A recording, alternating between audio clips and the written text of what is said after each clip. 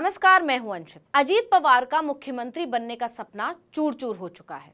उन्हें समझ में आ गया है कि उनके साथ भाजपा ने बहुत बड़ा धोखा कर दिया है।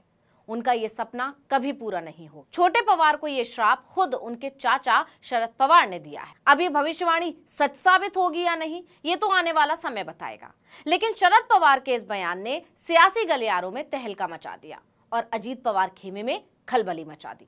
लेकिन इसके साथ ही शरद पवार के ताजा बयान ने यह भी साफ कर दिया कि अब एनसीपी शरद पवार गुट के दरवाजे अजीत पवार के लिए हमेशा के लिए बंद हो गए। अब अजीत पवार की दुविधा को समझिए, ना वो घर के रहे ना घाट के। बीजेपी वादा पूरा कर नहीं रही और चाचा ने भतीजे से मुंह मोड़ लिया। ऊपर से भविष्यवाणी भी कर दी कि जिस मुख्यमंत्री पद के लालच में तुमने अपनों की पीठ में खंजर घोंपा, वो कुर्सी तुम्हें इस जन्म में तो नहीं मिलने वाली। पवार की भविष्यवाणी ने अजीत पवार और उनके समर्थकों की उम्मीदों पर बुलडोजर चला दिया है। शरद पवार को राजनीति का चाणक्य माना जाता है, इसलिए जब भी वो कुछ बोलते हैं तो उनके बयान के गहरे मायने होते हैं। इसलिए शरद पवार ने जैसे ही कहा कि अजीत पवार कभी मुख्यमंत्री नहीं बन पाएंगे, उनके बयान पर प्रतिक्रियाएं आने लगी और तमाम कयास लगाए जाने लगे। राजनीति के जानकारों का दावा है कि असल में बड़े पवार ने अजीत पवार को आगाह किया है कि बीजेपी ने उनके साथ बड़ा खेल कर दिया है। वहीं कुछ जानकार ये भी कह रहे हैं कि शरद पवार ने साफ कर दिया है कि अजीत पवार अब वापसी की उम्मीदें त्याग दें। बीजेपी ने उनके साथ खेल कर दिया और शरद पवार अब कोई नरमी नहीं बख्शेंगे। यानी सीएम बनना तो कैसे भी संभव नहीं। यही नहीं, जिस विवाद को ठंडा करने की कोशिश में बीजेपी लगी हुई है, शरद पवार ने अपने बयान से उसे फिर से हवा दे दी। आप जानते ही हैं कि जुलाई में अजीत पवार ने बगावत कर दी थी और महाराष्ट्र सरकार के साथ हाथ मिला लिया था। उसके बाद से एनसीपी पर अधिकार की लड़ाई छिड़ गई। फिलहाल ये लड़ाई चुनाव आयोग के दरबार में है। आयोग में अजीत पवार गुट ये दावा करता आया है कि शरद पवार अकेले ही पार्टी को चलाना चाहते हैं, जो गलत है।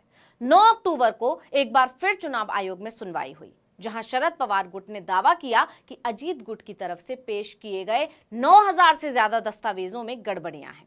यानी दोनों दलों की तरफ से तमाम दावे पेश किए जा रहे हैं और चुनाव आयोग में लड़ाई चल रही है। लेकिन इसके दूसरी तरफ कई मौकों पर देखा गया है कि अजीत पवार शरद पवार से नजदीकी बढ़ाने की कोशिश कर रहे हैं। अब यहाँ एक बात और गौर करने वाली है, वो ये कि भले ही अजीत ने बगावत कर ली, डिप्टी सीएम भी बन गए, लेकिन उनकी बेचैनी खत्म नहीं हुई है। वो लगातार सुर्खियों में बने हुए हैं।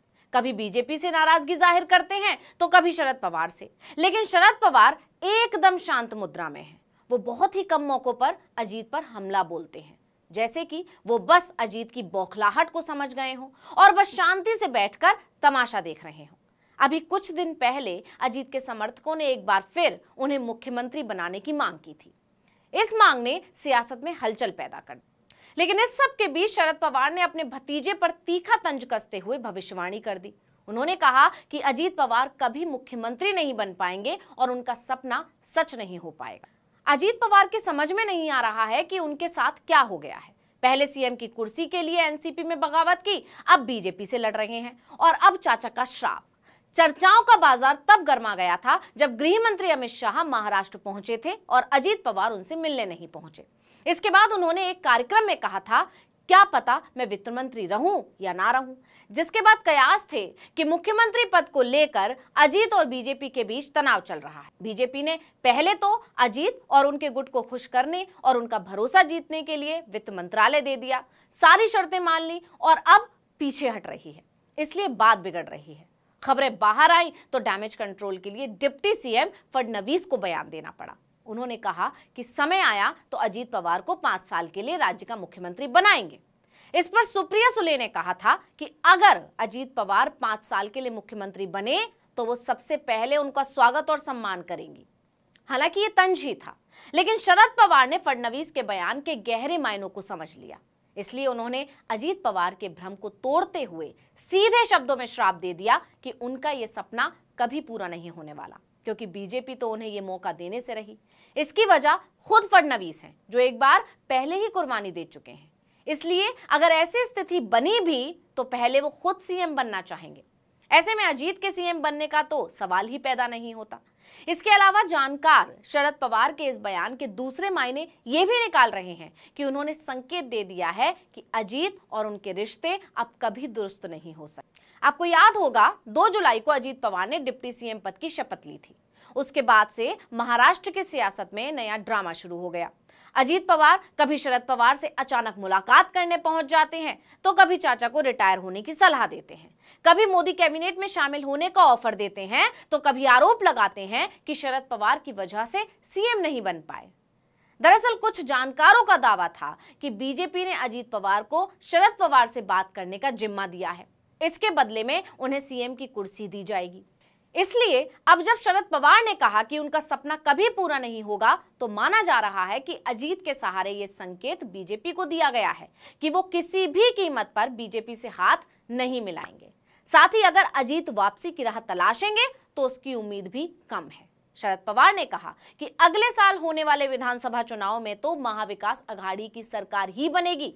इस गठबंधन में शरद पवार की एनसीपी, कांग्रेस और शिवसेना का उद्धव गुट शामिल है।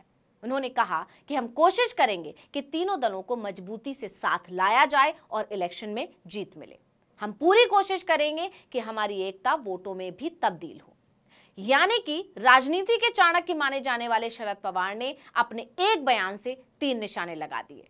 उन्होंने अजीत का सपना भी तोड़ दिया, बीजेपी को चुनौती भी दे दी और इंडिया गठबंधन में अपनी स्थिति भी मजबूत कर ली। एक बात गौर करने वाली है कि शरद पवार इंडिया गठबंधन की हर बड़ी बैठक में खुद मौजूद रहते हैं और उन्हें सारे बड़े नेता महत्व भी देते हैं। तो इस वीडियो में इतना ही। आपसे अनुरोध है कि YouTube पर हमारे चैनल आर्टिकल 19 इंडिया को सब्सक्राइब कीजिए, फेसबुक पर लाइक कीजिए, कमेंट करके बताइए आपको हमारा ये वीडियो कैसा लगा। आने वाले दिनों में हम और किन मुद्दों पर वीडियो बनाएं ये भी जरूर बताइएगा। ट्विटर हैंडल है आर्टिकल 19 _ इंडिया, इसको भी फॉलो कर लीजिए। नमस्कार।